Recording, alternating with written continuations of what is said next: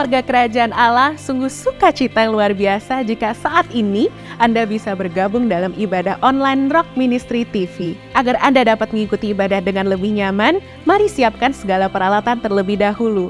Pastikan device dan koneksi internet Anda berfungsi dengan baik. Siapkan waktu khusus untuk beribadah tanpa gangguan. Hormati hadiratnya dengan sikap hati yang benar. Melalui ibadah ini, kami percaya Anda akan mengalami kasih dan kebaikan Tuhan yang mengubah hidup Anda. Warga kerajaan, selamat beribadah. Tuhan Yesus memberkati.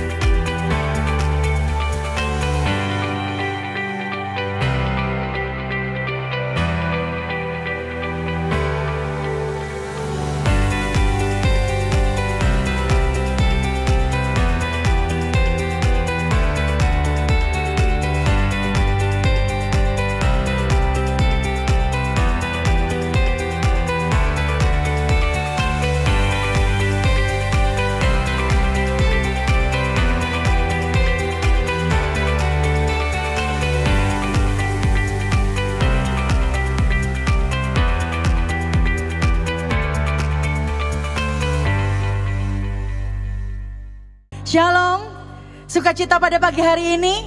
Haleluya, saya undang untuk bangkit berdiri bersama. Kasih salam kiri kanan nih, kasih senyum yang termanis. Katakan engkau luar biasa. Haleluya.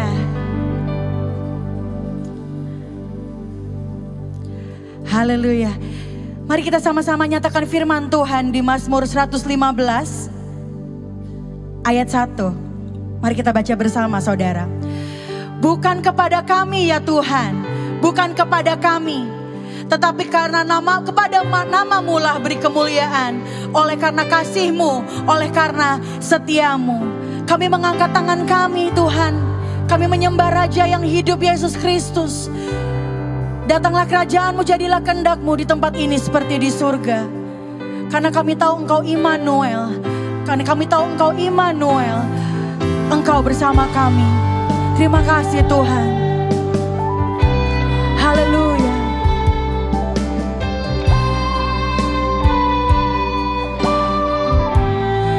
Nyatakanlah kebesaran-Mu Tuhan. Haleluya. Terima kasih Tuhan Yesus. Bapakku datang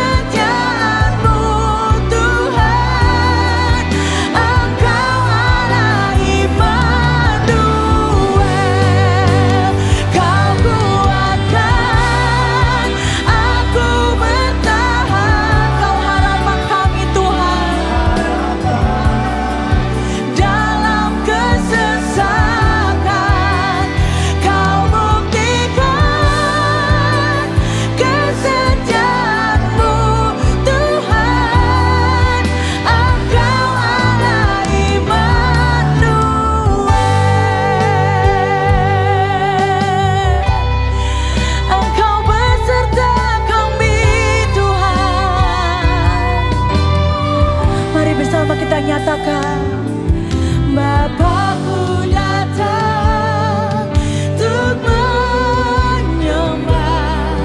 Ku nyatakan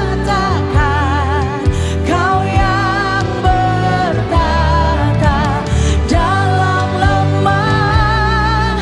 Kau sempurna, Kau cahaya bagiku. Haleluya.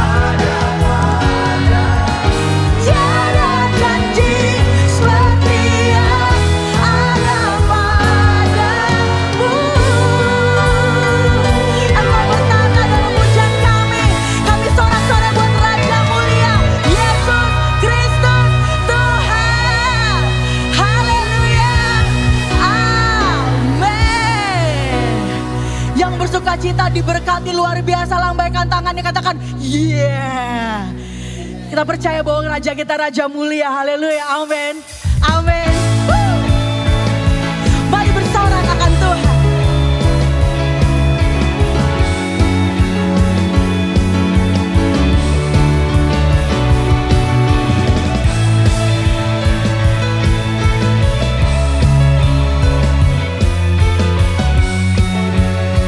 Sebab Yesus Raja mulia, Dia Allah pemenang.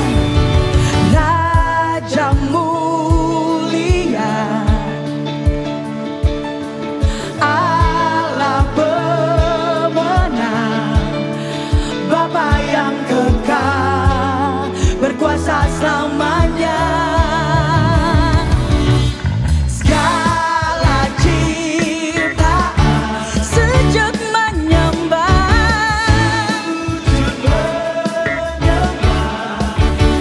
bagi yang mulia, berkuasa selamanya. Oh, Kaulah Tuhan, Kaulah Raja, surga bumi menyembah, sorak-sorai kemenangan bagi Raja mulia, kemuliaan bagi Allah yang berkuasa selamanya. Engkaulah Raja,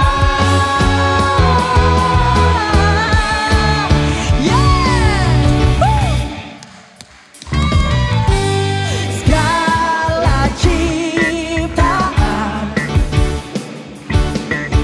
sujud menyembah bagi Engkau yang mulia, haleluya, berkuasa selamanya. Kaulah Tuhan, Kaulah Raja, surga bumi menyembah, sorak-sorai kemenangan bagi Raja-Mu. Amin. Kemuliaan bagi Allah yang berkuasa selamanya. Kaulah Tuhan, Kaulah Tuhan, Kaulah, kami sujud menyembah Engkau Tuhan. Sorak-sorai kemenangan bagi Raja mulia, kemuliaan bagi Allah yang berkuasa selamanya. Engkaulah Raja.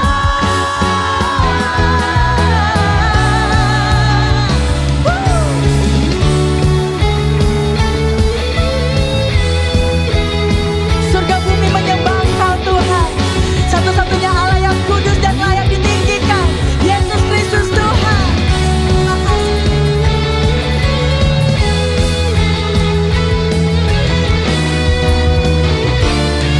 Mari warga kerajaan kita nyanyikan pujian dengan penuh iman. Katakan, Kaulah Tuhan, Surga bumi menyembah sorak-sorai kemenangan, bagi Raja mulia, kemuliaan bagi Allah yang berkuasa selamanya.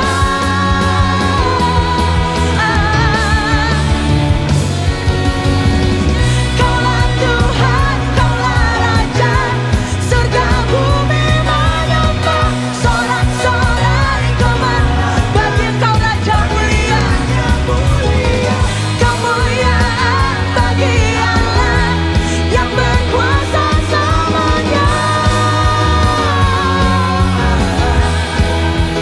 Engkaulah Raja. Katakan Yesuslah Raja, Yesuslah Raja, Yesuslah Raja. Sorak-sorai kemuliaan buat Allah kita. Haleluya. nama Yesus, nama di atas segala nama, nama yang layak ditinggikan. Mari kita puji Dia. Haleluya. Dasar dari yang ku harapkan, bukti dari skala yang tak kulihat, iman berikan ku kekuatan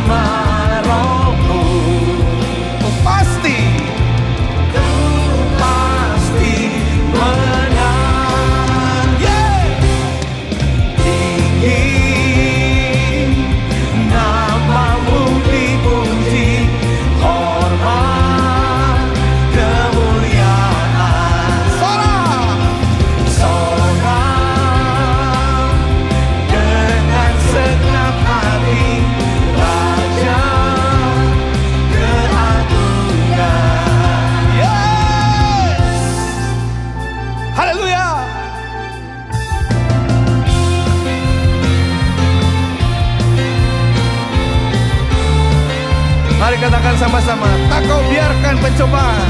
Tak kau biarkan pencobaan melebihi batas kekuatanku. Kau yang berikan ku kemuliaan,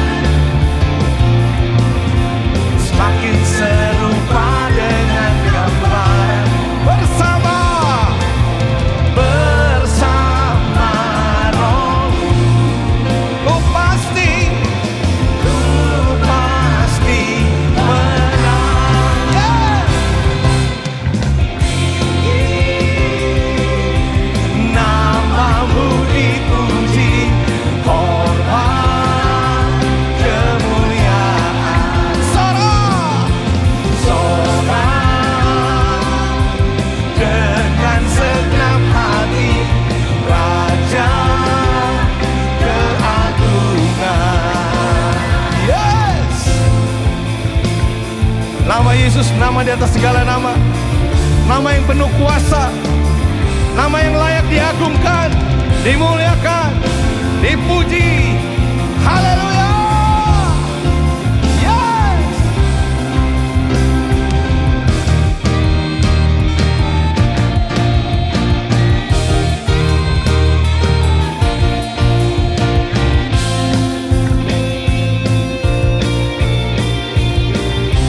Tidak ada satupun yang terlewatkan di antara kita semua. Semuanya memiliki kuasa daripada Dia. Haleluya.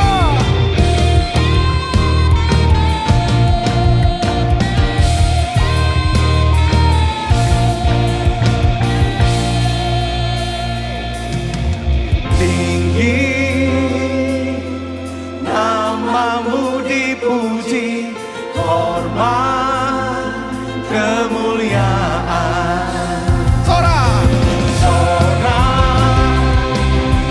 Dengan segenap hati, Raja keagungan. Tinggi, tinggi,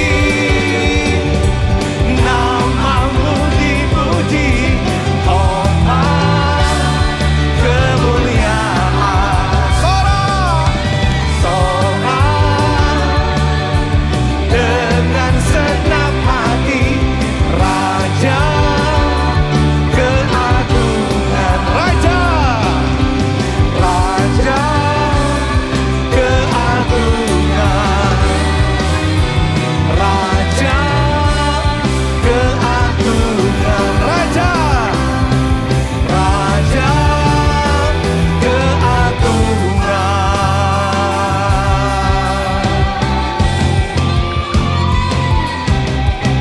Haleluya. Yes. Lebih meriah berikan tepuk tangan bagi Allah kita. Amin. Kita percaya bahwa janji-janji Tuhan selalu ya dan amin. Dan oleh karena itu, mari kita nyatakan iman percaya kita kepadanya. Bahwa Dia adalah Allah yang maha besar, maha kuasa, maha tinggi. Kita percaya akan setiap janji-janjinya bagi kita semua. Haleluya.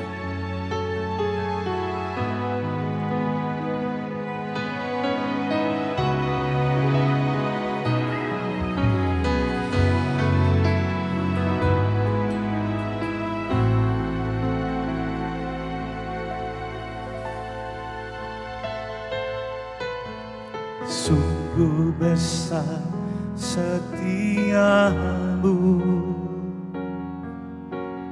Kau nyatakan bagiku. Kau Bapa yang selalu mengerti isi hatiku. Kemuliaan-Mu Kau janjikan, Aku tetap percaya, ku percaya janjimu ajaib terukir dalam kehidupanku. Ku berserah di dalam kekuatanmu, ku percaya.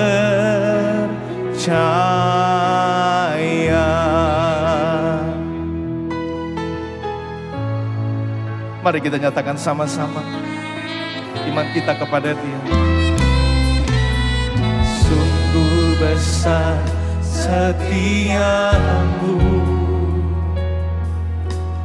Kau nyatakan bagiku. Kau Bapa yang selalu mengerti isi hatiku. Kemuliaan-Mu Kau janjikan, aku tetap percaya, ku percaya janjimu ajaib terukir dalam kehidupanku. Ku berserah di dalam kekuatanmu, hanya Kau segalanya bagiku. Percaya, percaya janjimu ajaib terukir dalam kehidupanku. Ku berserah di dalam kekuatanmu, ku percaya.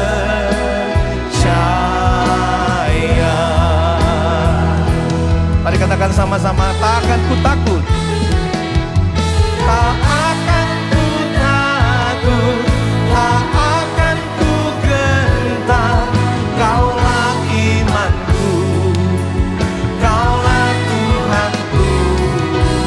Tak akan ku ragukan kebaikan-Mu di hidupku.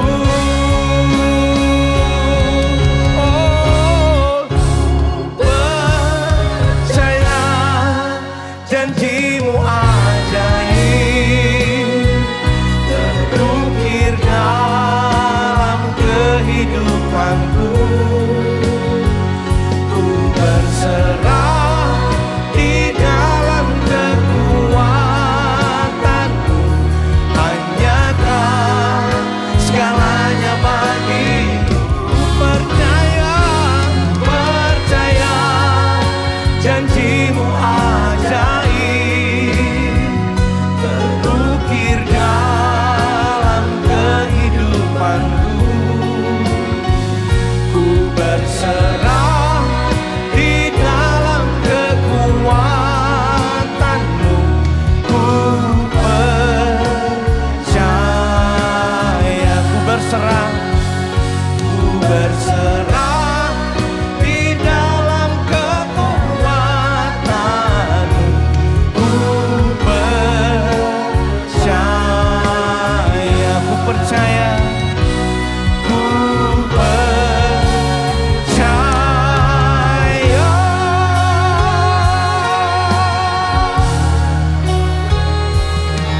Kami percaya setiap janji-Mu Tuhan, ya dan amin. Engkau Allah yang selalu berjanji Tuhan, Allah yang selalu menggenapi dan menepati setiap janji-Mu. Kami bersyukur, kami angkat hati kami di hadapan-Mu Tuhan. Oh Yesus, ini kami anak-anak-Mu Kami datang di hadapan-Mu Tuhan. Kami bawa penyembahan kami hanya bagi-Mu. Sikaya ralabasana ya ralabaya masana ya namo. Iralabasana ya nalamase. Iralabasana ya manamoso. Inamasana ya lamaso. Lamasana ya ralabaya nemaso. Sina ya ralamasana ya maso. Sina ya masana ya ralabaka namase. Layak-layaklah Kau Tuhan. Ku percaya janji-Mu ajaib, terukir dalam kehidupanku. Ku berserah di dalam kekuatan-Mu. Hanya Kau segalanya bagiku.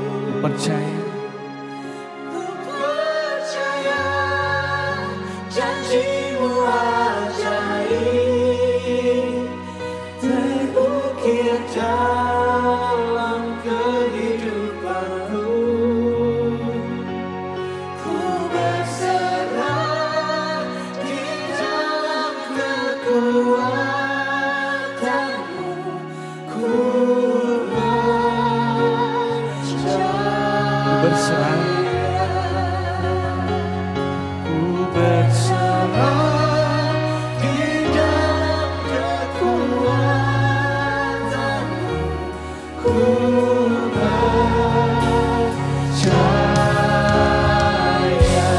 percaya,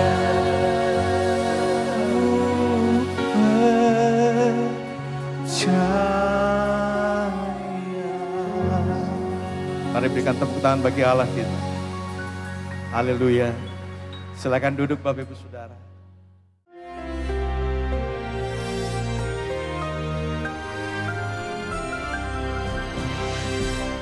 Shalom semua warga kerajaan. Tuhan Yesus menjanjikan kepada Petrus yang menggambarkan kita semua, I will give you the keys of the kingdom. Kunci-kunci kerajaan. Karena ada hal-hal yang tidak bisa dimengerti oleh orang luar, di luar daripada pengikut Kristus. Karena itu salah satu kunci untuk mengerti semua perumpamaan Tuhan Yesus. Dia selalu berbicara dengan perumpamaan. Supaya apa? Orang yang mendengar tidak bisa ngerti, yang punya mata tidak bisa melihat, kecuali yang disingkapkan oleh Tuhan dan mereka yang adalah murid-murid Kristus. Jadi kita melihat kuncinya Matius 13, Markus pasal 4, Lukas pasal 8. Ini sinopsis ya, 3 Injil yang disebut 3 Gospel itu, kitab Injil. Dan di sini dalam Matius 13 kita dijelaskan tentang the mystery of the kingdom, rahasia. Mysterion, rahasia ini bukan secret tapi misteri. Misteri itu orang luar tidak mengerti, tapi yang di dalam bisa mengerti. Kalau orang dunia pakai istilah secret society. Tetapi di dalam kerajaan Allah disingkapkan oleh Tuhan. Untuk mengerti mystery of the kingdom ini kan kunci. Jadi kita mesti mencarinya, kan? Kita mesti mempelajarinya dan bersungguh-sungguh mencarinya. Karena kalau tidak kita tidak akan mengerti. Karena Yesus tidak bawa agama Kristen. Dia menyampaikan cuma satu, yaitu tentang the kingdom of God. Dan ada satu perumpamaan yang dikatakan ada seorang yang memiliki ladang dan menabur benih yang baik. Tapi ketika malam ada musuh, ya ada musuh yang menaburkan benih yang tidak baik. Dan firman Allah dijelaskan dalam perumpamaan itu tumbuh bersama. Yang satunya gandum, yang satunya alang-alang ya. Alang-alang di situ adalah mirip dengan gandum. Bukan alang-alang yang kita kenal yang dibuat atap itu ya. Tetapi lalang di sini adalah yang mirip dengan itu. Tetapi butir-butirnya warnanya hitam. Ini bukan soal warna hitam atau apapun. Tapi itu beracun saudara ya. Tetapi kalau tumbuhnya sama-sama, ada yang tanya pekerjanya, Tuhan apa Anda dicabut? Jangan. nanti gandum yang baik tercabut. Di dalam saya melayani Tuhan seringkali begitu. Ya, bapaknya baik, ibunya dominan, anak-anaknya suka ngelawan. Tapi kita melayani bersama-sama karena Tuhan akan tiba pada akhir zaman di mana memberikan kesempatan kita bertobat. Tapi kalau nggak bertobat akan dilemparkan dalam api. Ini bukan gertak sambal saudara ya. Sungguh-sungguh akan terjadi. Dan dijelaskan siapakah benih yang baik itu. The sons of the kingdom. Sayang dalam terjemahan King James, saya cek New King James juga bilang children. No, itu huyos. Huyos itu putra. Jadilah putra-putra kerajaan itu yang menghasilkan buah dan mempermuliakan Bapakmu di sorga. Dan dijelaskan ada anak-anak si jahat dan iblis. Iblis itu si pendakwa, si penuduh. Evil one, poneros. Dan saya mau beritahu bahwa sangat berbeda antara orang yang dilahirkan kembali dan tidak. Dan ini akan tumbuh bersama. Dan saudaraku, kelihatannya dari jauh seperti orang percaya. Dari jauh kelihatannya seperti hamba Tuhan. Tapi buahnya pahit. Karena itu saudara, saya percaya biarlah kita mengerti. The field is the world. Sekali lagi, saya sudah sampaikan harus engage. Tidak bisa kita punya pengaruh kalau kita tidak, yaitu ada di dunia.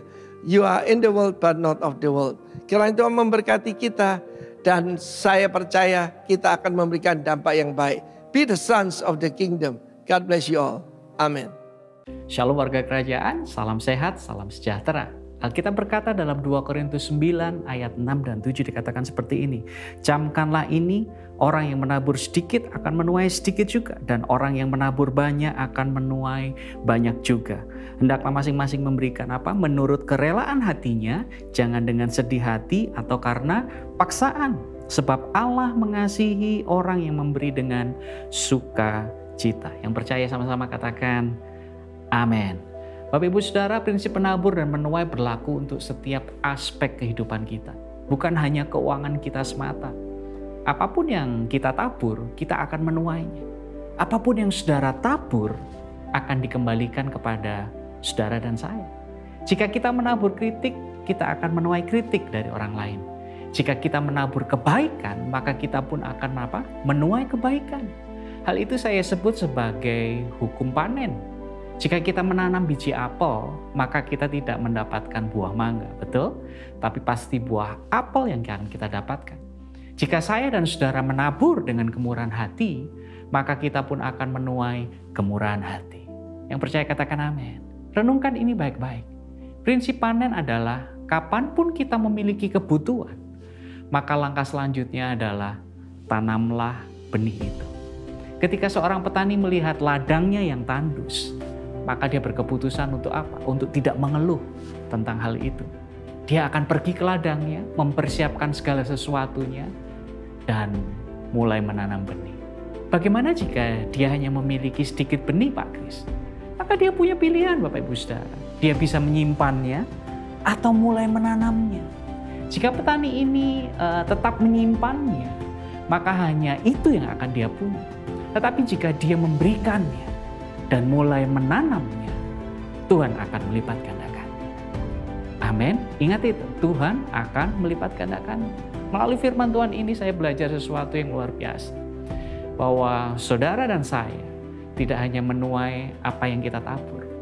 Tapi lebih daripada itu, kita akan menuai lebih dari yang kita tabur. Ingat bahwa Tuhan kita adalah Tuhan pemberi. Satu-satunya cara kita akan menjadi seperti Dia adalah belajar untuk bermurah hati. Ketika kita memberikannya, maka Tuhan akan melipat gandakannya. Tuhan kita dahsyat, amin. Warga kerajaan, ini kedengarannya tidak masuk akal. Di saat kita punya kebutuhan, malah disuruh untuk apa? Untuk memberi dan juga menabur. Tapi itulah mengapa kita membutuhkan iman. Tuhan berkata cara kita mendapatkan adalah dengan memberi, bukan dengan apa? Menyimpannya. Mari kita berdoa. Hari ini Tuhan ajar kami untuk belajar bermurah hati. Dan terima kasih untuk firman-Mu yang selalu mengingatkan kepada kami apa yang harus kami tabur, karena kami tahu itu yang akan kami tuai. Kami mau mengambil langkah iman dan tetap percaya apa yang akan kami tabur Apa yang akan kami tanam, Tuhan akan melipat gandakannya. In Jesus' name, amin. Selamat menabur dengan penuh sukacita dan ucapan syukur. Tuhan Yesus memberkati saudara. Mari kita berdoa. Bapa, sampaikan isi hatimu dan buat setiap kami memahami setiap tema-tema yang sudah Kau inspirasikan buat gembala kami, supaya kami sebagai ranting-ranting yang Kau utus, Engkau taruh di Pulau Bali ini benar-benar kami punya fungsi. Sebagaimana kami berfungsi, di bulan kemarin kami belajar tentang siapa diri kami. Dan hari ini kami mau belajar untuk siap dipakai Tuhan, bukan melihat kebesaran kami, tapi justru dalam kelemahan kami, Engkau menyatakan kuasa-Mu menjadi sempurna Tuhan. Terima kasih, sampaikan isi hatimu di dalam nama Yesus Tuhan. Hamba berdoa dan mengucap syukur untuk semua yang sudah Engkau izinkan sampai hari ini. Di dalam nama Yesus hamba berdoa. Haleluya. Amin. Amin. Shalom semuanya Bapak Ibu Saudara. Kita yang ada di tempat ini adalah bilangan orang-orang yang benar-benar setia, ya. Banyak orang hari ini sedang bepergian menghindari kegelapan di Pulau Bali. Tapi kalau semua pergi nanti tidak ada terang lagi di Pulau Bali. Karena Andalah terang-terang yang Tuhan pakai untuk menyatakan kemuliaan Allah. Amin. Hari ini saya akan sampaikan satu tema dengan satu judul, yang kecil di dalam kerajaannya. Saya senang lihat apa yang Tuhan ajarkan buat setiap kita. Memang benar Tuhan tuh suka hal-hal yang kecil. Manusia suka hal-hal yang besar. Tuhan selalu memulai dari yang kecil. Kehidupan kita itu dimulai dari sebuah sel. Ya, benih manusia itu tidak terlihat kalau tidak pakai mikroskop. Kecil sekali, tapi bisa merubah dunia. Inilah kehebatan daripada kuasa Allah. Dan hari ini Tuhan mau menyampaikan isi hatinya dalam kehidupan kita, bagaimana yang kecil dalam kerajaannya itu bisa dipakai Tuhan menjadi satu dampak yang besar dalam kehidupan. Ayat yang terambil dari Markus ini jelas dikatakan, dengan apa hendak kita membandingkan kerajaan Allah itu, atau dengan perumpamaan manakah hendaknya kita menggambarkannya. Hal kerajaan itu dikatakan seumpama biji sesawi yang ditaburkan di tanah. Jadi harus ditaburkan supaya menjadi besar tadi, supaya bertumbuh. Memang biji itu yang paling kecil daripada segala jenis benih yang ada di bumi. Tetapi apabila ia ditaburkan, jadi kuncinya harus mau ditaburkan. Ia tumbuh menjadi lebih besar daripada segala sayuran yang lain dan mengeluarkan cabang-cabang yang besar sehingga burung-burung di udara dapat bersarang dalam naungannya. Nanti di KU2 saya menyampaikan tentang burung-burung parasit, di mana kita melihat burung yang seperti apa yang bersarang itu yang perlu kita waspadai. Kalau saudara masih haus bisa mengikuti di KU2 ya. Jadi Tuhan katakan benih itu harus ditaburkan sekalipun kecil, tapi itu akan menjadi besar. Tapi kita tahu lagi di perumpamaan ini, ayat-ayat sebelumnya dikatakan ada satu hal yang penting, bagaimana benih itu bertumbuh besar. Yaitu di situ diceritakan ada 4 macam tanah. Nah, tanah yang bisa menumbuhkan benih yang besar adalah tanah yang baik. Karena di situ ada tanah di semak duri, tanah di pinggir jalan, ada di bebatuan dan sebagainya. Tapi tanah yang baik tentunya di situ diperlukan, kata firman Allah. Nah, apa sih kerajaan Allah itu? Kerajaan Allah adalah pemerintahan Allah di bumi ini. Buat saudara dan saya, buat setiap orang percaya. Dan pemerintahannya itu terus menerus. Rajanya adalah Allah sendiri.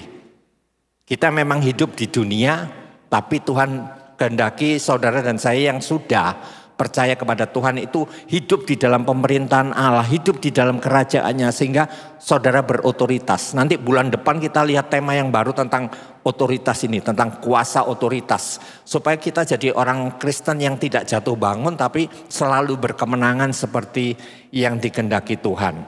Ya. Nah, ini Adam dan Hawa ini jatuh dalam dosa. Sebelum dia jatuh, dia menikmati kerajaan Allah. Ya, selalu hal-hal yang baik yang dia nikmati, tapi manusia itu diberi free will, akhirnya jatuh dalam dosa. Dan ketika Adam dan Hawa jatuh dalam dosa, kerajaan Allah terhilang. Dibuktikan dari apa? Dia merasa takut. Siapa di sini yang hidup itu selalu takut, khawatir? Itu kerajaan belum bekerja dalam hidup kita. Artinya kita hari ini harus belajar bagaimana hidup di dalam kerajaannya, ya. Karena sekali lagi Tuhan tuh suka hal-hal yang kecil, diizinkan yang kecil pada kita. Supaya kita tahu dari yang kecil itulah tangan Tuhan itu bisa bekerja, menopang segala sesuatu yang kita harapkan. Tapi kalau orang masih khawatir, kok kecil, berasku tinggal sedikit, sekarang beras mahal, ketakutan. Percayalah, Tuhan ngomong burung di udara dipelihara Tuhan. Saudara terlebih lagi terus akan terpelihara. Sekalipun bumi bergoncang, Tuhan tetap memelihara saudara. Tidak perlu merasa kecil, tidak perlu merasa minder. Memang kita kecil tapi kita tahu. Ya, perumpamaan yang lalu-lalu tentang ragi, tentang garam. Itu tidak dibutuhkan yang besar. Tidak dibutuhkan jumlah banyak tapi kecil. Tapi menginfiltrasi dan bisa menjadi dampak. Ya. Dan kematian Yesus dan kebangkitannya yang sebentar nanti akan kita peringati, ya, itu mengembalikan kerajaan Allah di bumi ini bagi setiap orang yang menerima dan percaya kepadanya. Sehingga kita dikembalikan punya satu otoritas yang Tuhan percayakan. Karena dikatakan apa? Ketika kita terima Yesus, Christ in you and Christ in me. And he, katakan, dan dia tinggal di dalam kamu. Artinya kalau itu sudah manunggal, otoritas yang Allah miliki, dipercayakan kepada saudara. Apa yang kau perkatakan seperti yang Tuhan perkatakan juga akan terjadi dalam kehidupanmu. Inilah kerajaan Allah. Nah, kita melihat beberapa hal.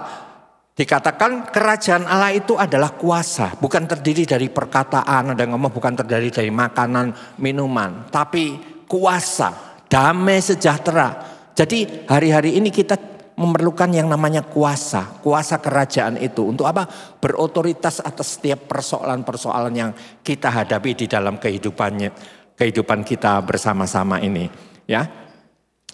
Nah, cara masuk kerajaan Allah, Lukas berkata, Lukas 4:18 ayat 17, sesungguhnya barang siapa tidak menyambut kerajaan Allah seperti seorang anak kecil, ia tidak akan masuk ke dalamnya. Jadi kita harus berada di dalam kepolosan hati seperti anak kecil yang dikatakan belum berdosa, belum punya intrik tertentu dalam kehidupan.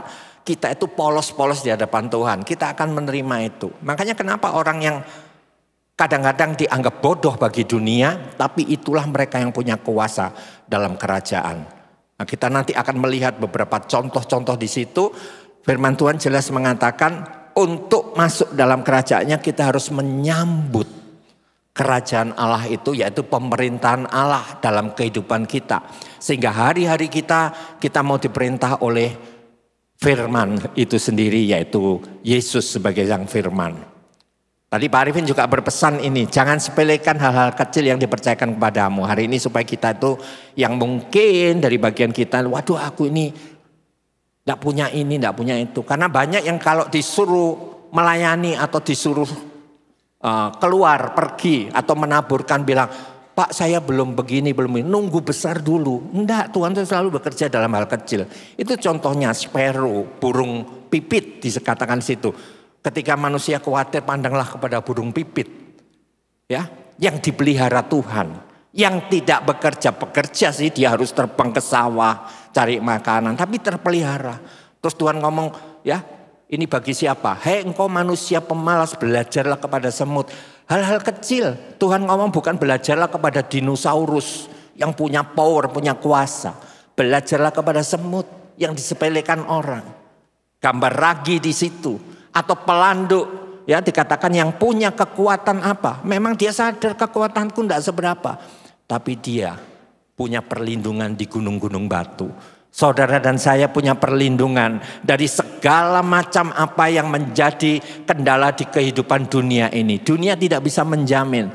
Tapi perlindungan kita di dalam nama Yesus cukup untuk membuat saudara dan saya tetap di dalam covering Allah, sekalipun apapun terjadi di muka bumi. Kita sudah bebas dari COVID, ya, di mana waktu kondisi-kondisi seperti itu, waduh, ini jangan-jangan saudara kena orang batuk aja takut. Sekarang sudah mulai berani-berani lagi begitu ya, tapi tetap waspada ya.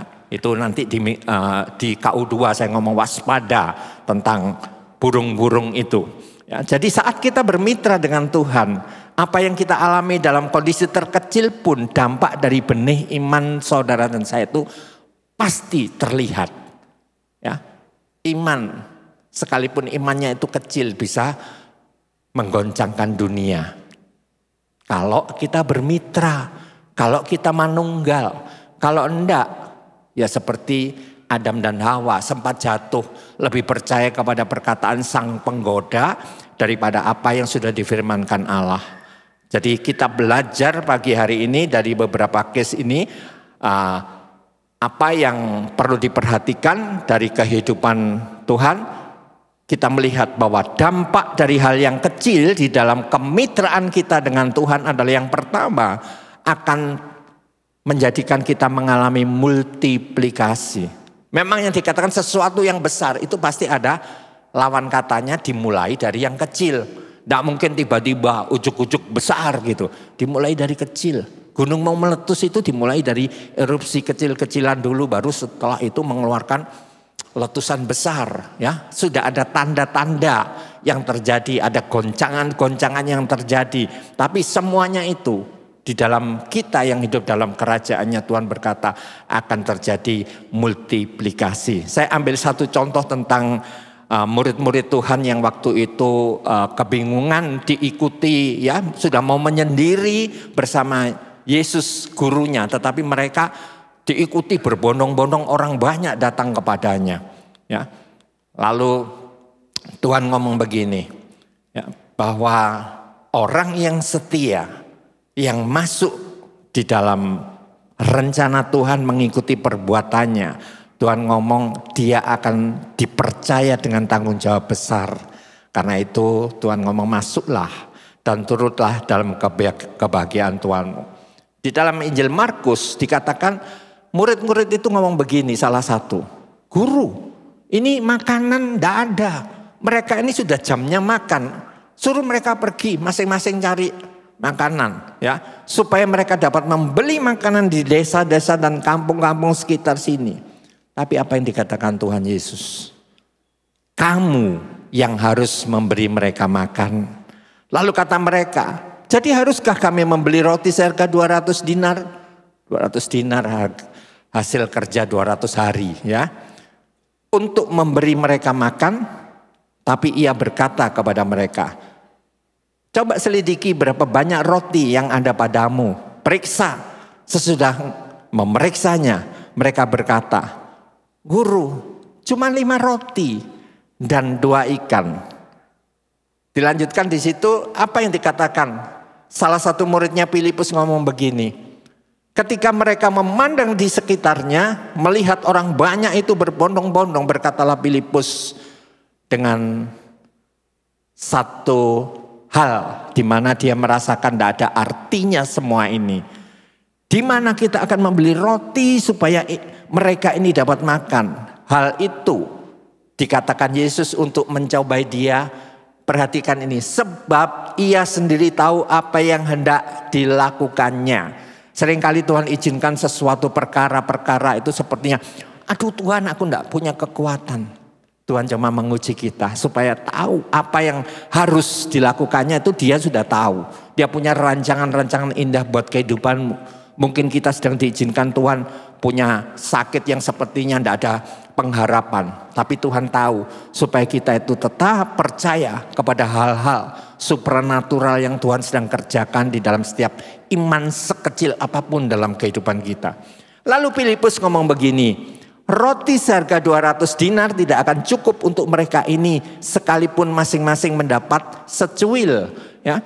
Seorang dari muridnya yaitu Andreas, saudara Simon Petrus berkata padanya, di sini ada seorang anak yang punya 5 roti jelai dan 2 ikan tuh. Tapi apa artinya itu untuk orang sebanyak ini? Seringkali manusia itu mengecilkan Arti berkat, diberkati kecil tidak bersyukur, ngomel-ngomel. Cuman segini, dapat apa, hal-hal yang kecil cuman segini. Tapi seperti murid Tuhan juga seperti itu. Dia sudah bersama Yesus, diajar bersama Yesus, sudah lihat mujizat-mujizat. Tapi Andreas ngomong gini, memang di sini ada yang punya itu anak kecil itu. Tapi apa artinya untuk orang sebanyak ini? Nalar manusia itu sering bekerja, lupa bahwa Tuhan itu pembuat mujizat. Dan ketika Tuhan melihat itu, mereka tahu bahwa manusia itu hidup bukan hanya dari roti saja, tapi dia hidup daripada kuasa Allah yang bekerja atas otoritas yang Tuhan percayakan. Dan itu bisa terjadi kalau kita tadi saya katakan tetap manunggal dengan Tuhan. Hal selanjutnya, ketika kita menghadapi hal-hal seperti itu, apa yang harus kita lakukan? Banyak daripada kita itu bersungut-sungut, terima gaji kecil bersungut-sungut, terima bonus kecil bersungut-sungut, dapat berkat kecil bersungut-sungut. Ya, panas luar biasa bersungut-sungut. Waduh, AC-nya ini sampai enggak mempan. Dikasih hujan terus menerus semalam tuh saya dari Gianyar tuh kena banjir-banjir di sana sini. Saya ngomong ini mobil saya mobil kecil begini kira-kira ya sudah mulai kipasnya cit berarti sudah masuk kena kipas itu. Waduh, kalau mogok ini sudah tengah malam hampir jam 11 ya. Hampir jam 11 malam dari pelayanan tadi malam itu kok seperti begini gitu. Kita bersungut-sungut dikasih hujan. Aduh, hujannya kayak seperti ini. Jangan sampai buat Tuhanmu yang bingung ya. Karena saudara dan saya itu selalu seperti itu. Tapi belajar bermegah dalam kelemahan-kelemahan kita. Dalam hal-hal yang kecil. 2 Korintus 12 ayat 9-10 berkata gini. Jawab Tuhan kepadaku. Ini sungut-sungutnya Paulus. Ya, ketika Paulus tuh ngomong, Tuhan ini duri dalam dagingku ini menyakitkan. Gerak sedikit sengkring rasanya. Ya, kesini rasanya ngilu. Coba Tuhan cabut ini karena dia tidak sanggup sendiri mencabut. Tapi Tuhan ngomong, cukup kasih karuniaku bagimu. Sebab justru dalam kelemahanlah kuasaku menjadi sempurna. Katakan amin. Ya, justru di dalam hal-hal kecil yang Tuhan izinkan padamu, engkau akan melihat kuasa Tuhan itu sempurna dalam hidupmu. Engkau akan melihat mujizat-mujizat besar, perkara besar. Makanya dikatakan dari benih yang disebarkan itu menjadi pohon yang besar. Karena memang Tuhan senang untuk hal-hal seperti ini. Jadi syukuri kalau menghadapi seperti itu, bermegahlah di dalam kelemahanmu. Tuhan, aku tahu memang aku kecil. Tuhan, memang aku tahu memang aku tidak bisa melakukan sesuatu yang besar. Tapi bersama engkau akan menunjukkan bahwa dunia akan tahu bahwa di bawah kolong langit tidak ada nama yang olehnya manusia bisa diselamatkan kecuali di dalam nama Yesus. Lewat kehidupan itulah saudara diinginkan Tuhan menjadi benih yang mau ditebarkan ke satu area tanah yang baik. Karena itu aku senang dan rela di dalam kelemahan, di dalam siksaan, di dalam kesukaran, di dalam penganiayaan dan kesesakan oleh karena Kristus. Sebab jika aku lemah maka aku kuat. Ayat ini dilanjutkan lagi oleh Paulus dengan ngomong begini. Dahulu kebanggaanku itu dengan hormat. Kehormatan dari orang-orang, wah ini jagoan, ini orang yang ditakuti ini. Tapi Tuhan izinkan akhirnya Paulus ngalami itu. Sehingga akhirnya sekarang apa yang aku lakukan, segala sesuatu yang sudah aku peroleh, itu semua aku anggap sampah, kata Tuhan. Karena itu sekarang aku tahu, kalaupun aku mati untuk Tuhan. Tapi kalau aku hidup untuk Tuhan. Karena itu bagiku, hidup adalah berbuat sesuatu untuk Tuhan. Dan kalau sampai diizinkan Tuhan mati, itu keuntungan. Ini hanya bisa diucapkan oleh orang-orang yang manunggal dengan Tuhan, mengalami Tuhan sendiri dalam kehidupannya. Dan akhirnya dia selalu bermegah dalam menghadapi apapun dalam hari-hari hidupnya. Jadi prinsip yang saudara harus miliki saat ini, ketika saudara dipercaya perkara kecil, ya, dalam kondisi terpuruk mungkin Tuhan izinkan itu. Tetaplah percaya bahwa kuasa Tuhan itu sempurna untuk membalikkan situasi apapun yang saudara hadapi. Saudara tidak perlu kecil hati dengan apa-apa yang selama ini mungkin kita merasakan, waduh enggak mungkin. Stop perkataan enggak mungkin. Karena bagi Tuhan, ketidakmungkinan itu bisa dirubah. Yang tidak mustahil, yang mustahil menjadi tidak mustahil. Tapi kalau kita perkatakan sebagai orang percaya mustahil, terjadilah seperti apa yang menjadi perkataanmu. Karena kita dikasih kuasa otoritas oleh Tuhan. Hati-hati berucap, hati-hati bersikap, terutama kepada Tuhan karena Tuhan menyelidiki hati. Sebelum kita ucapkan Tuhan tahu, oh kamu gentar, oh kamu takut, oh kamu tidak percaya kepada aku. Tapi kita belajar dari kisah-kisah ini ya. Bermegahlah, Amsal berkata, pelanduk itu bangsa yang lemah, tapi membuat rumahnya di bukit-bukit batu. Punya perlindungannya di bukit-bukit batu. Tuhan kasih kebijakan ya. Dari mana pelanduk itu cari tempat itu ya? Karena dia tahu kakinya itu diciptakan untuk bisa berjejak di bukit-bukit batu dengan kuat. Ketika predator tidak menangkapnya, dia sudah punya rumah dan segera bersembunyi. Kepada siapa? Saudara menempatkan perlindungan saudara hari-hari ini. Di masa-masa seperti ini. Ya, saudara punya uang banyak, saudara pikir tidak bisa habis sampai 7 keturunan. Ya, sekarang penipu di mana-mana. Saudara bisa ya dikasih pura-pura undangan, dikasih pura-pura gambar yang dikaburkan, saudara berusaha untuk lihat ini apa sebetulnya, ternyata rekening saudara sudah bisa dibobol. Nggak tahu sistemnya, orang canggih, penipu sekarang. Jadi berlomba. Tapi kalau perlindungan kita di dalam Tuhan, perlindungan kita hanya percaya kepada Tuhan, saudara akan mendapatkan covering ilahi. Dan itu cukup bagi kita untuk melihat kehidupan kita ini berfungsi di dalam segala sesuatu. Jadi bermegahlah dalam Tuhan. Ini tadi contoh-contoh yang saya katakan tadi, hal-hal kecil ya. Kepada semut, Tuhan ngomong semut aja menyediakan rotinya, itu bicara tentang kebijakan. Ya, kebijakan kita dalam hidup ini. Bermegahlah ketika dipercaya Tuhan, hal-hal kecil tetap bekerja seperti semut. Ya, aduh Tuhan cuma begini, cuannya cuma kecil, males aku kerjakan. Sedikit-sedikit kalau dikumpulkan akan jadi bukit. Amin. Jadi kita, apa yang saat ini ada di tangan kita, lakukan, kerjakan sesuai dengan apa yang Tuhan percayakan. Dan bersama dengan kemitraan Allah, pengurapan itu turun, saudara akan melihat kuasa mujizat multiplikasi itu terjadi atas hidup kita. Dan kalau ini diizinkan oleh Tuhan dalam hidup kita, sebagai orang percaya, kita tidak usah mendongak ke atas. Di bawah saudara itu masih begitu banyak orang yang lebih terpuruk daripada kita. Tapi kalau hari ini kita diizinkan seperti itu, aduh Tuhan, aku ini sudah nafasku Senin Kemis Tuhan, rasanya berat. Justru inilah waktu saudara memperbesar kapasitas. Kisah ini ada di dalam 2 Raja-Raja 4 tentang janda yang sudah didatangi debt collector, hendak dirampas, kalau hendak itu anak-anaknya juga akan diambil sebagai pembayar hutang. Janda itu sudah kebingungan, lalu dia datang ke seorang nabi. Dia berkata, tolonglah kami. Lalu dikatakan, apa yang ada padamu? Hal-hal apa? Kami ini tidak punya apa-apa. Jangankan uang pembayar hutang, segalanya nggak ada. Yang kami miliki cuman minyak sedikit dalam buli-buli. Apa artinya itu? Kita belajar dari beberapa deretan kisah itu, semua berkata apa artinya? Jangan mengecilkan hal-hal yang kecil di hadapan Tuhan. Lalu dikatakan, nabi itu berkata, sekarang mintalah kepada tetanggamu kiri kanan. Bejana sebanyak-banyaknya. Mungkin janda itu nggak ngerti. Kita ini sudah miskin, nggak punya apa-apa, disuruh minta-minta lagi. Tapi dia tahu perintah daripada nabi itu. Saat itu bejana-bejana itu adalah bejana buangan.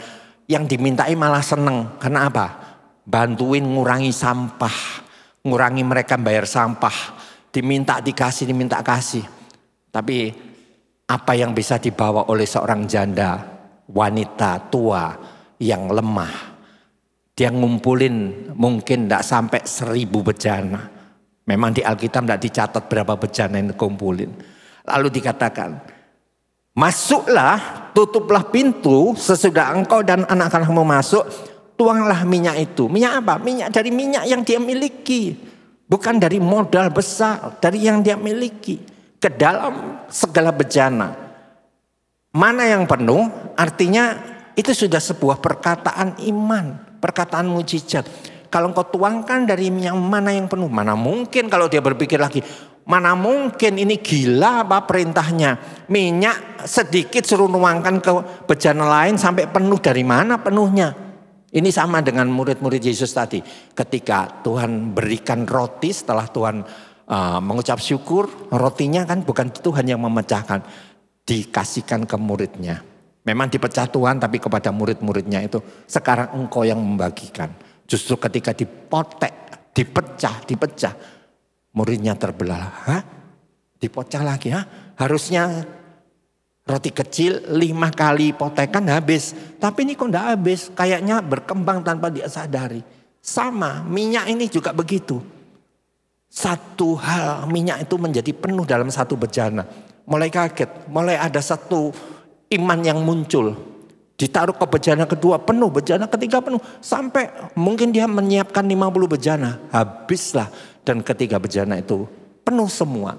Berhentilah minyak itu mengalir. Bukankah Allah adalah Allah yang sanggup bagi saudara dan saya. Untuk melakukan segala sesuatu. Tapi jangan sepelekan, jangan kecilkan apa yang Tuhan percayakan. Justru perbesar kapasitasmu. Kapasitas iman saudara. Untuk melihat hal-hal yang kecil ini. Untuk diubah Tuhan menjadi hal yang besar. Lalu pergilah perempuan itu daripadanya. Ditutup pintu sesudah ia dan anak-anaknya masuk. Dan anak-anaknya mendekatkan bejana-bejana kepadanya. Sedang ia terus menuang. Ketika bejana-bejana itu sudah penuh, berkatalah perempuan itu padanya. Dekatkanlah lagi, nak. Sebuah bejana lagi. Tapi jawab anaknya kepada ibunya. Tidak ada lagi bejana, Bu. Lalu berhentilah minyak itu mengalir. Ini kuasa mujizat daripada sesuatu yang kecil Tuhan kerjakan dalam kehidupan orang-orang yang diurapi Tuhan. Jangan pernah menyepelekan dipercaya hal kecil. Ya, kalau kita memang sedang Tuhan izinkan itu bisa jadi ujian bagi Tuhan. Itu bisa jadi satu dorongan buat kita memperbesar kapasitas kita. Semakin teguh percaya, semakin beriman kepada Tuhan. Apapun aku tetap percaya, sekalipun sepertinya hari ini nggak ada makanan, Tuhan tetap memelihara kita. Jadi jangan ikuti-ikutan orang dunia. Hari ini mungkin tiara, nanti jadi penuh berjubel. Kenapa? Besok nyepi, ya nyiapin makanan. Loh, cuman semalam aja loh, kok bingung. Saya lihat tuh kadang-kadang, ya. Itu tahun-tahun yang lalu ketika saya perlu belanja begitu, kan sampai seperti ini. Ngapain orang-orang kayak sudah tidak ada waktu lagi. Nah hari-hari ini percayalah Tuhan sedang lakukan itu. Apabila memang di rumah saudara tidak ada persiapan makan, itu tandanya Tuhan suruh saudara puasa. Kenapa? Terlalu lama kita tidak pernah puasa di hadapan Tuhan. Waktunya puasa. Tidak apa-apa, sehari tidak bekerja lagi juga kan. Di rumah bisa mulai membangun satu perenungan kepada Tuhan. Tuhan selama ini apa yang aku kerjakan? Ada waktu-waktu baik. Tapi ada yang bingung. Udah bingung booking hotel sana, booking hotel sini. Ya, itu yang berduit. Yang enggak berduit merasa merana. Aduh aku begini. Enggak usah. Dipercaya hal kecil. Kalau saudara punya rumah itu menjadi satu suasana yang indah bagi rumahmu. Kondisi apapun kau akan betah di rumahmu. Tapi kalau antara suami istri selalu bercengkerama. Bercengkerama dalam arti saling tuding. Enggak betah saudara. Sekalipun enggak nyepi, enggak betah saudara di rumah.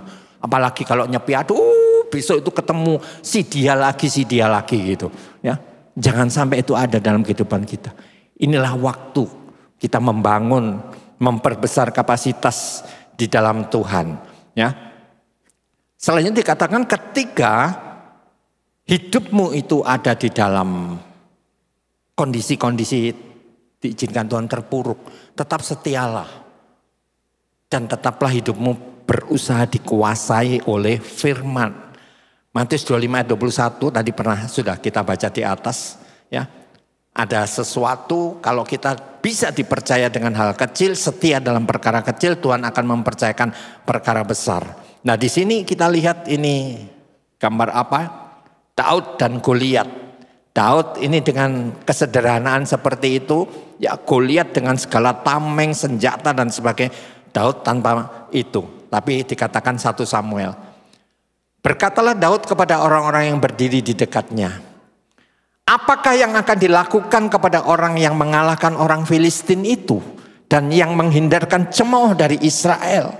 Siapakah orang Filistin yang tak bersunat ini? Daud itu tahu perjanjiannya dengan Tuhan. Dia bukan hanya mengetahui firman, tapi dia hidup oleh firman itu. Sehingga sekalipun dia dipercaya hal kecil, 2-3 ekor kambing tugasnya mengembalakan itu. Tapi dikatakan Daud ini berusaha melindungi kambing dombanya ini dari sasaran singa dan beruang. Dan ketika dia mengirim makanan ini kepada kakak-kakaknya di medan pertempuran, dia melihat Israel sedang dicemooh oleh seorang Filistin yang namanya Goliat ini.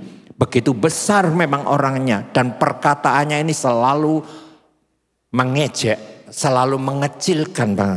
Dan bangsa yang dikatakan punya Tuhan yang hidup ini semuanya kocar-kacir. Dan ini mewakili begitu banyak orang percaya yang dalam kondisi-kondisi seperti itu mereka takut. Tapi kita belajar dari Daud yang juga kecil, dikatakan dia masih imut, usianya belum menjadi usia yang layak untuk berperang. Makanya oleh bapaknya ditaruh di penggembalaan saja karena belum layak. Mungkin dalam hitungan ukuran, kalau sekarang tuh ukuran fisik juga tidak masuk hitungan. Maka Daud masuk ke sana ngirim makanan tujuannya. Tapi ketika melihat pelecehan yang dilakukan oleh Goliat ini, dia ngomong, siapa orang Filistin yang tak bersunat ini sampai ia berani mencemoohkan barisan daripada Allah yang hidup. Oh, iman seperti ini dibutuhkan oleh Tuhan dalam kehidupan saudara. Dia tanpa senjata apapun, tapi perkataannya itu menusuk. Ya, sampai saudara saya ngomong, hus, kamu itu apa, anak ingusan, kembali ke ladangmu, nggak usah begini-begini. Dia menghindari perkataan itu, dia tidak banyak debat, dia langsung lari. Dia menuju kepada Samuel. Samuel juga mengecilkan, siapa kamu itu?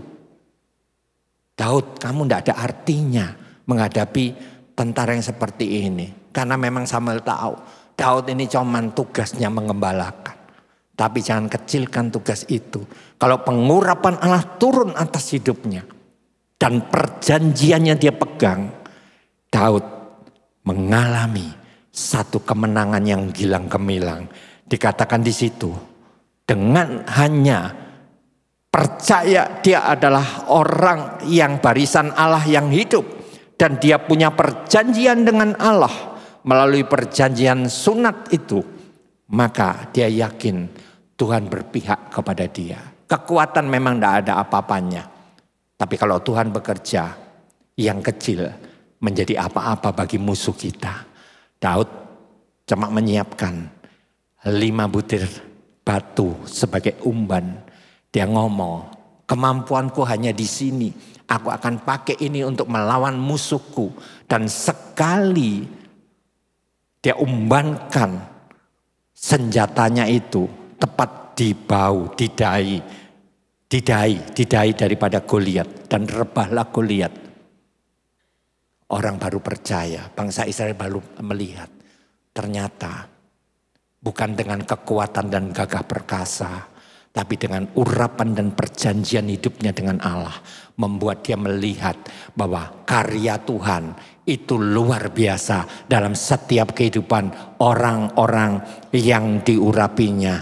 Jadi Daud setia dalam perkara-perkara kecil ini. Dan bukan hanya itu, tapi dia hidup. Dia tahu firman dan hidupnya dikuasai firman. Berapa banyak kita belajar, berapa banyak kita lihat YouTube, berapa banyak kita membaca buku-buku. Tetapi kalau hidup saudara cuma sekedar pengetahuan, tidak ada kuasa di situ. Tapi kalau saudara jadikan firman yang saudara baca, khotbah-khotbah yang saudara dengar itu menjadi sesuatu yang hidup dalam kehidupan saudara. Saudara akan dikuasai oleh firman itu. Dan dengan penguasaan firman dalam kehidupan saudara, apa yang kau katakan akan terjadi. Karena Tuhan itu membela setiap firman yang keluar dari setiap perkataan orang-orang percaya. Tuhan, aku memang divonis dokter sakit, divonis dokter tidak bisa sembuh. Tapi dalam nama Yesus, aku perkatakan bilur-bilurmu sudah menyembuhkan aku. Sembuh saudara. Ya. Tapi kalau kita sudah gitu terus masuk ke pikiran, iblis mengintimidasi. Nah lo umurmu tinggal begini, tiap hari ngitung hari. Ya, 5 tahun menjadi 5 tahun kurang sehari, 5 tahun. Wah ini sekarang sudah 1 tahun kurang. Saudara menjadi hanya mikiri itu aja, saudara sudah menjadi kurus dan akhirnya sakit. Karena apa yang kita pikirkan itu terjadi atas hidup kita. Tapi kita belajar. Biarlah firman itu menguasai kita. Dan saudara yakin kita punya perjanjian. Dan perjanjiannya bukan main-main. Perjanjian darah oleh darah anak domba itu membuat saudara berkemenangan. Tetapi Saul berkata pada Daud, tidak mungkin engkau dapat menghadapi orang Filistin itu untuk melawan dia. Sebab engkau masih muda. Maka jangan sepelekan anak-anak muda. Ya, kita yang pernah tua ini, yang jadi tua ini juga pernah muda. Ya. Tapi seringkali kita kalau sudah jadi tua menyepelekan anak-anak muda. Makanya senang kalau yang ngelayan-ngelayan ini anak muda, berarti gereja ini hidup. Kalau yang ngelayan itu sudah kempong-kempong kayak saya, peot-peot gini, sebentar lagi musnah gereja itu. Maka anak muda harus dibangkitkan. Amin. Harus terus bergulir. Ya. Saya kemarin juga di sana melayani remaja-remaja. Saya bangga. Ya lihat remaja-remaja mulai bangkit. Hari ini yang melayani di sana timnya juga anak-anak remaja loh saudara. Yang kadang-kadang oleh koordinatornya dikecilkan. Siapa mereka? Kalau tidak pernah dikasih kesempatan, kapan mereka bisa tampil? Kapan mereka bisa kita nilai, kita lihat. Kalau ada kesalahan kecil, kurang sempurna, biasa kita arahkan mereka kepada apa yang menjadi sempurna. Saya panggil rekan kita di sini ya untuk ini, tapi sampai hari ini kemarin saya ini ditunggu yang katanya mau mementor mereka, tapi tidak muncul lagi ya. Saya tidak sebut namanya ya, tapi mereka seperti itu. Jadi Tuhan inginkan. Saul ngomong begitu, tidak mungkin kau dapat menghadapi orang Filistin itu untuk melawan dia sebab engkau muda. Sedang Filistin Goliat itu sejak dari masa mudanya telah menjadi prajurit. Jadi dia sudah terlatih. Tapi Daud itu tidak punya pelatihan. Tapi Daud ngomong, latihanku dengan singa dan beruang. Aku sudah terlatih di situ. Daud berkata pada Saul, hambamu ini biasa mengembalakan kambing domba ayahnya. Apabila datang singa atau beruang yang menerkam seekor domba dari kawanannya, maka aku mengejarnya, menghajarnya, melepaskan domba itu dari mulutnya. Kemudian apabila ia berdiri menyerang aku, maka aku menangkap janggutnya lalu menghajar dan membunuhnya. Baik singa maupun beruang telah dihajar oleh hambamu ini. Dan orang Filistin yang tidak bersunat itu, ia akan sama seperti salah satu daripada binatang itu. Karena ia telah mencemooh barisan daripada Allah yang hidup. Orang-orang yang ada di dalam perjanjian dengan Tuhan, dia akan tahu bahwa kekuatannya tidak bisa dibandingkan karena roh yang ada dalam hidupnya lebih besar daripada setiap roh yang ada di seputarnya yang mengintimidasi hidupnya. Apakah hari ini saudara sedang terintimidasi dengan kondisi-kondisi yang terpuruk dalam hidup saudara, dalam tubuh saudara, dalam ekonomi saudara, dalam kesehatan saudara? Perkatakan bahwa iman yang masih aku miliki itu cukup untuk menendang setiap persoalan-persoalan yang aku hadapi. Tuhan lebih besar dari segala roh-roh intimidasi yang hari ini sedang bekerja kuat bagi orang-orang percaya. Jadi keselamatan itu datang hanya dari satu pribadi dan kerajaan Allah. Kita percaya itu berbicara tentang kuasa. Dan selalu bicara atau dimulai dari hal-hal yang kecil. Untuk apa? Untuk saudara mengalami mujizat. Mengalami multiplikasi dalam kehidupan. Karena itu biarlah saudara tetap bermegah menghadapi persoalan, tetap perbesar kapasitasmu, karena engkau belum melepaskan kapasitas seutuhnya. Kita masih banyak menyimpan, jangan sampai itu nanti kita bawa ke dalam kubur dan belum kita sampaikan. Kita masih punya waktu, diizinkan Tuhan punya waktu, sampaikan itu dengan kapasitas yang besar yang Tuhan percayakan dalam hidup saudara. Dan setialah saudara memegang perjanjian Tuhan. Karena Tuhan yang sudah berjanji tidak akan pernah ingkar akan semuanya. Selamat hari Minggu, tetap waspada hari ini. Karena itu berjaga-jagalah kesempatan saudara besok untuk berdoa terus menerus untuk tahu apa yang Tuhan akan berbuat dalam hidupmu. Kiranya Tuhan memberkati semua apa yang sudah kita dengar.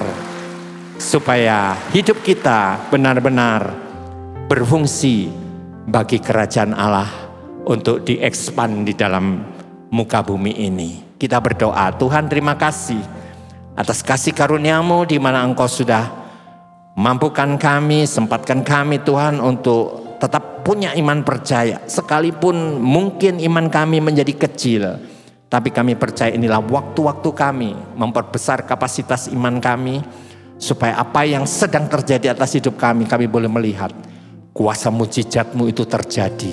Karena bagi Engkau mujizat Tuhan belum berhenti Tuhan.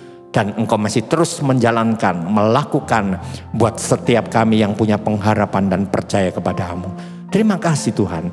Dalam nama Yesus hamba berdoa. Amin.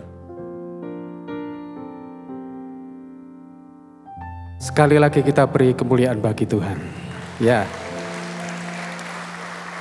Kita akan masuk di perjamuan kudus. Adakah Bapak Ibu Saudara yang belum menerima anggur perjamuan? Mohon angkat tangan supaya dapat dilayani Asher.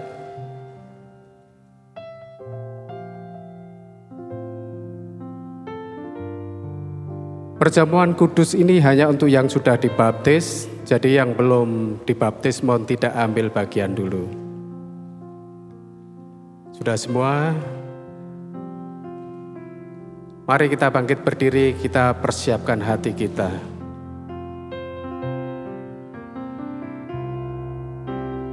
Ingat kasih-Nya, ingat kebaikan-Nya,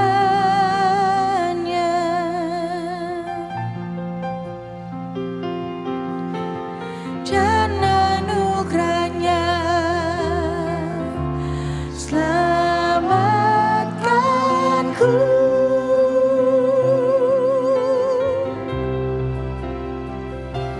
Sebab kasih-Nya setinggi langit,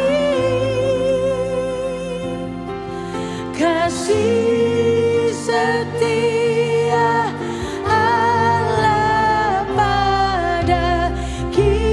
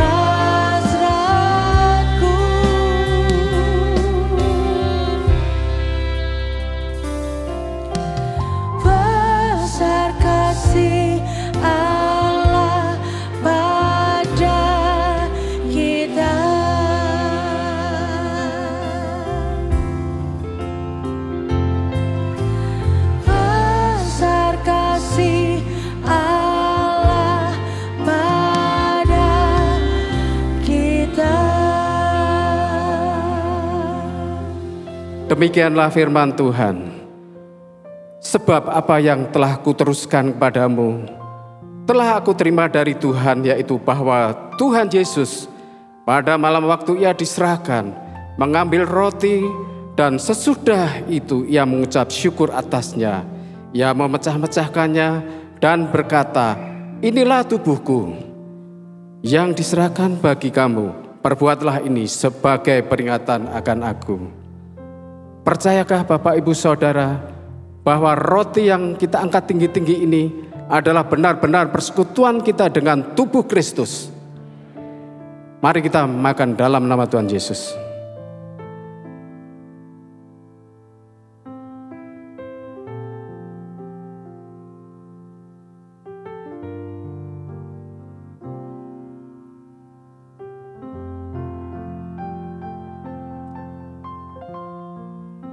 Mari kita angkat anggur di atas kepala kita.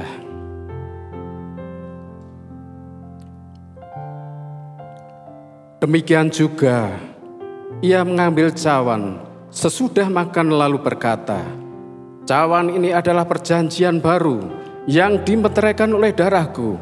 Perbuatlah ini setiap kali kamu meminumnya menjadi peringatan akan aku. Percayakah bahwa anggur yang di atasnya kita ucapkan syukur ini adalah benar-benar persekutuan kita dengan darah Kristus? Mari minum dalam nama Tuhan Yesus.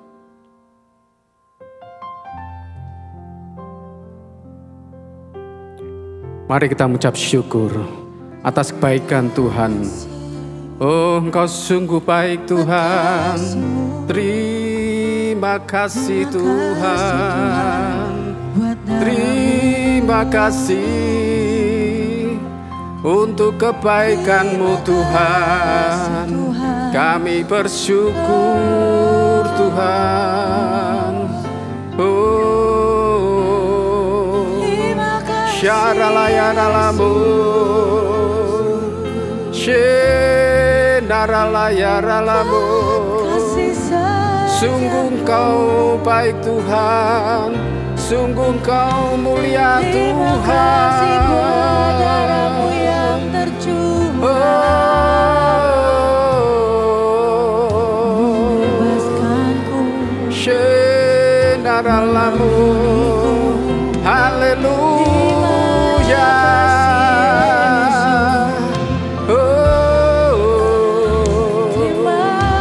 Terima kasih Tuhan.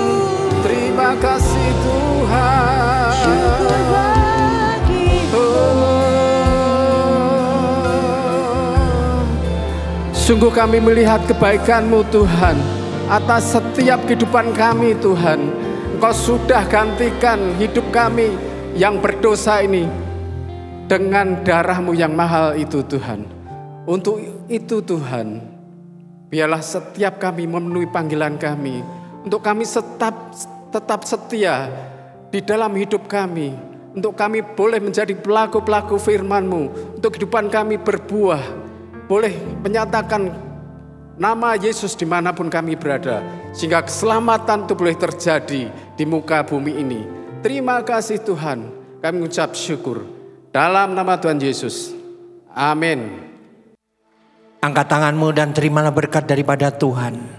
Kasih setia daripada Allah Bapa di dalam penyertaan melalui anaknya yang tunggal Tuhan Yesus Kristus.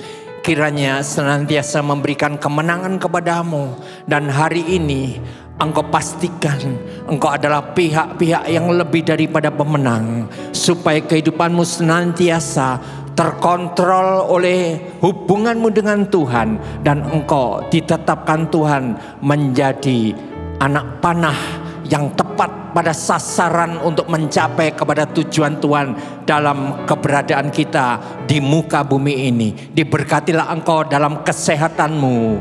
Diberkatilah engkau di dalam segala usaha yang kau kerjakan dengan takut akan Tuhan. Diberkatilah keluargamu dan seluruh isi rumah tanggamu. Diberkatilah adonanmu dan dijadikan kehidupanmu menjadi berkat bagi setiap pribadi-pribadi yang Tuhan temukan bagi kehidupanmu di sepanjang hari.